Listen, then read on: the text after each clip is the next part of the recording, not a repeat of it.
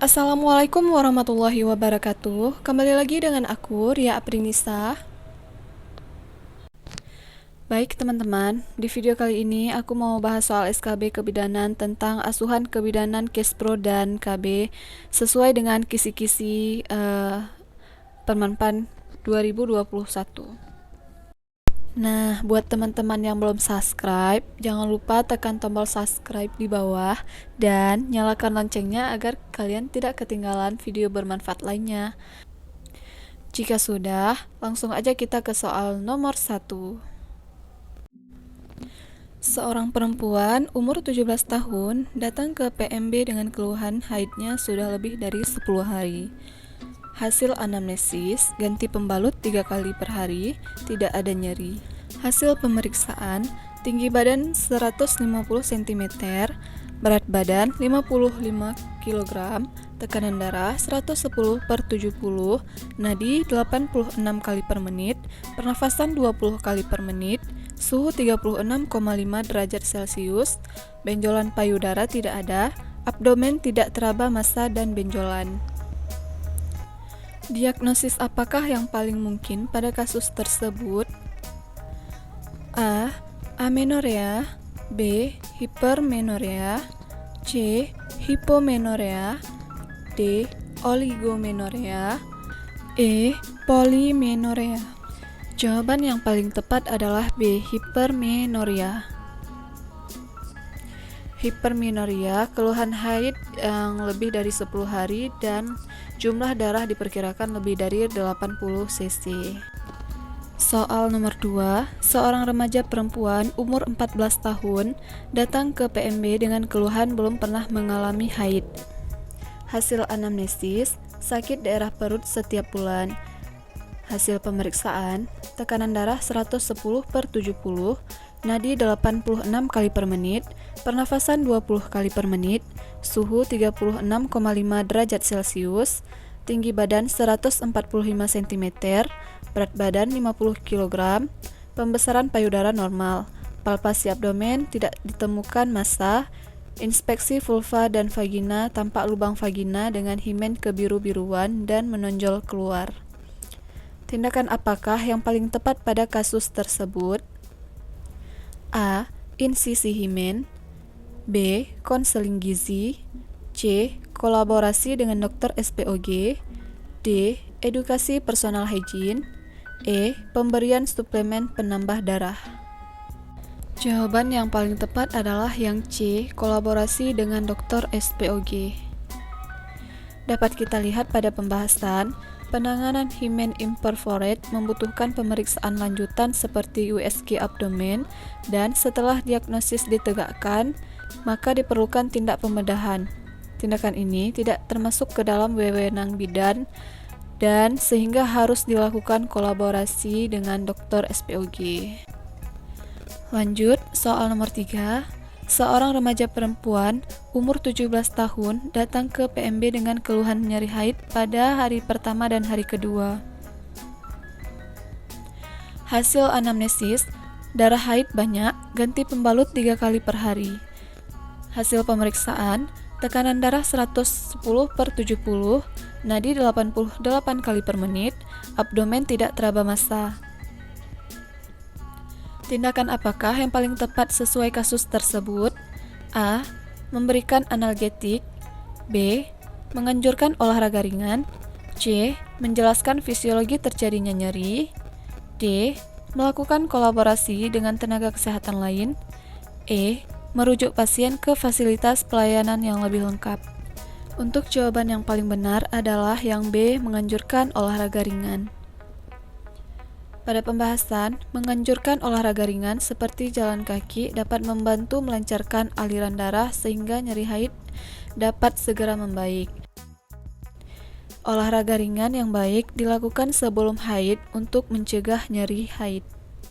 Soal nomor 4, seorang perempuan umur 24 tahun datang ke PMB untuk konsultasi kehamilan. Hasil anamnesis, baru menikah 2 bulan tapi belum ada tanda kehamilan. Siklus haid 37 hari, tinggal serumah dengan suami, melakukan hubungan intim setiap hari. Hasil pemeriksaan, keadaan umum baik, berat badan 75 kg, tinggi badan 150 cm, tekanan darah 110/70, nadi 80 kali per menit, pernafasan 20 kali per menit, suhu 36,5 derajat Celcius, abdomen tidak teraba massa. Konseling apakah yang paling tepat diberikan pada kasus tersebut? A. Rujuk ke konsultan perkawinan. B. Rujuk ke dokter obgyn fertilitas. C. Pengaturan pola seksual. C. Olahraga teratur. E. Diet nutrisi. Untuk jawaban yang paling benar adalah E. Diet nutrisi. Pada pembahasan, kasus ini adalah kasus perencanaan kehamilan sehat. Data yang paling menonjol adalah siklus haid panjang, IMT termasuk kategori berat badan berlebih, perlu pengaturan nutrisi agar berat badan normal dan haid bisa teratur. Siklus haid jarang dapat disebabkan oleh gangguan hormon akibat kelebihan berat badan. Kemudian, haid yang jarang juga bisa menyebabkan kesulitan hamil. Jika kehamilan tidak terjadi setelah 1 tahun dengan kontak seksual teratur, maka sudah terkategori infertilitas yang perlu rujukan untuk pengelolaan selanjutnya. Lanjut, soal nomor 5. Seorang anak perempuan umur 13 tahun datang ke PMB diantar ibunya dengan keluhan nyeri perut. Hasil anamnesis, ibu merasa khawatir karena anak tidak bisa sekolah dan selalu terjadi setiap siklus menstruasi. Darah yang keluar bergumpal dan banyak. Hasil pemeriksaan, tekanan darah 90/60, nadi 86 kali per menit, pernafasan 20 kali per menit, suhu 36,5 derajat Celcius, tidak ada massa pada abdomen dan nyeri tekan. Tanda apakah yang paling mungkin terjadi pada kasus tersebut? A. Menarche. B. Dysmenor. C. Gangguan haid. D. Nyeri saat ovulasi. E. Premenstruasi syndrome. Jawaban yang paling tepat adalah yang B. Dysmenor. Pada pembahasan, dapat kita lihat seorang remaja perempuan dapat mengalami nyeri pada setiap sebelum atau awal siklus menstruasi. Nyeri ketika menstruasi dinamakan dysmenor. Dysmenor merupakan suatu keluhan yang normal, tetapi bisa juga merupakan pertanda suatu penyakit. Normal jika terjadi 48-72 jam, terasa seperti kram perut, nyeri perut yang terus-menerus pada bagian bawah perut yang menjalar ke pinggang atau paha. Tidak ditemukan ada kelainan. Lanjut, soal nomor 6. Seorang remaja perempuan umur 17 tahun datang ke PMB dengan keluhan haidnya lebih dari 15 hari. Hasil anamnesis, ganti pembalut 3 kali per hari, darah bergumpal. Hasil pemeriksaan, tekanan darah 110/70, nadi 86 kali per menit, pernafasan 20 kali per menit, suhu 36,5 derajat Celcius, tinggi badan 150 cm, berat badan 55 kg, pembesaran payudara normal, palpasi abdomen tidak ditemukan massa. Tindakan apakah yang paling tepat dilakukan pada kasus tersebut? A. Melakukan konseling gizi. B. Memberikan edukasi personal hygiene. C. Memberikan suplemen penambah darah. D. Melakukan konsultasi dengan dokter SPOG. E. Mengecek ulang keluhan pada siklus menstruasi berikutnya. Jawaban yang paling tepat adalah yang D. Melakukan konsultasi dengan dokter SPOG. Pada pembahasan dapat kita lihat, kewenangan bidan adalah pada aspek promosi, prevensi, dan deteksi dini pada kesehatan reproduksi. Lama menstruasi yang lebih dari 15 hari melebihi rentang menstruasi normal, yaitu 2-7 hari, menunjukkan ada kondisi yang memerlukan pemeriksaan lebih lanjut. Lanjut soal nomor 7. Seorang remaja perempuan umur 19 tahun datang ke PMB dengan keluhan haid dalam sebulan ini sudah berlangsung 2 kali. Hasil anamnesis, ganti pembalut 3 kali per hari. Untuk jawaban yang paling tepat adalah yang E, polimenore. Polimenore terjadi bila siklusnya kurang dari 21 hari dan disertai dengan darah yang lebih banyak dari biasanya. Soal nomor 8. Seorang remaja perempuan umur 17 tahun datang ke PMB dengan keluhan haidnya sudah lebih dari 10 hari. Hasil anamnesis, ganti pembalut 3 kali per hari, tidak ada nyeri. Hasil pemeriksaan, tekanan darah 110/70, nadi 80 kali per menit, pernafasan 20 kali per menit, suhu 36,5 derajat Celcius. Remaja tersebut menolak bidan saat ingin melakukan palpasi abdomen dan inspeksi terhadap darah yang keluar. Rencana asuhan apakah yang paling tepat pada kasus tersebut? A. Meminta dukungan keluarga pasien. B. Memberikan pengertian tujuan pemeriksaan fisik. C. Melakukan kolaborasi dengan tenaga kesehatan lain. D. Merujuk pasien ke fasilitas pelayanan yang lebih lengkap. E. Meminta keterangan tertulis terkait penolakan pemeriksaan. Jawaban yang paling tepat adalah yang B, memberikan pengertian tujuan pemeriksaan fisik. Pada pembahasan dapat kita lihat hak pasien sesuai Undang-Undang Nomor Kesehatan Nomor 36 Tahun 2009 Pasal 6, yaitu setiap orang berhak mendapatkan informasi dan edukasi tentang kesehatan yang seimbang dan bertanggung jawab.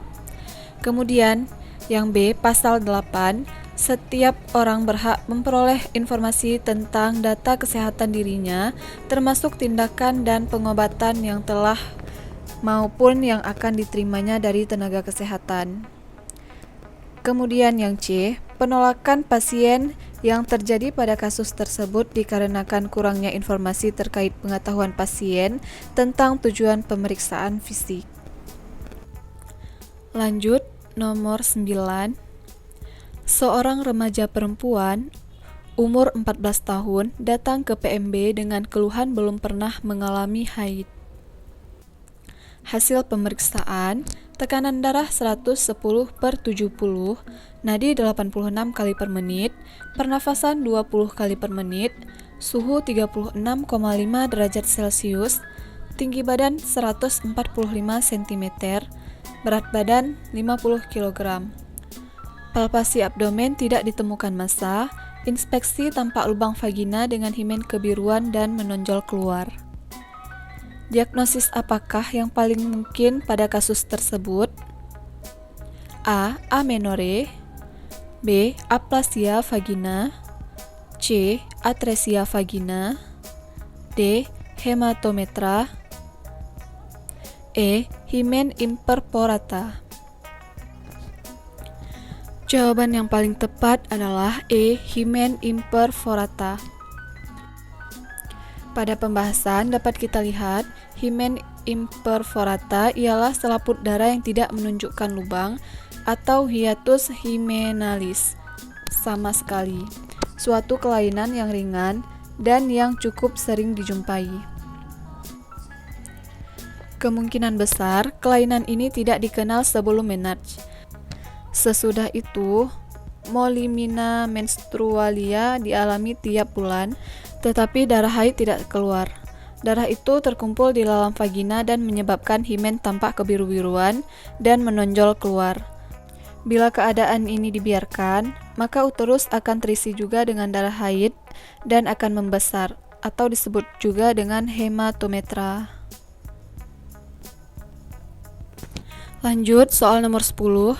Seorang bidan koordinator puskesmas sedang membuat perencanaan penyuluhan kesehatan reproduksi remaja di sebuah SMP di wilayah binaan puskesmas. Dalam survei pendahuluan didapatkan informasi bahwa sebagian besar siswa SMP tersebut sudah mengalami menstruasi. Hasil pemeriksaan kesehatan di SMP tersebut, sekitar 30% remaja putri mengalami anemia.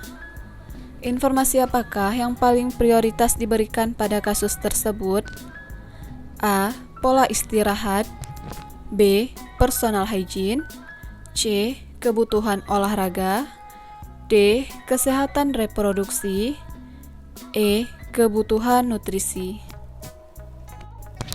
Untuk jawaban yang paling tepat adalah yang E. Kebutuhan nutrisi. Anemia itu dapat disebabkan karena kekurangan nutrisi, terutama yang mengandung zat besi, protein, dan asam folat. Kemudian, kehilangan darah atau perdarahan, dan disebabkan juga oleh penyakit kronis, misalnya seperti penyakit TBC dan cancingan. Untuk nomor selanjutnya, kalian bisa baca dulu dan jawab di kolom komentar ya.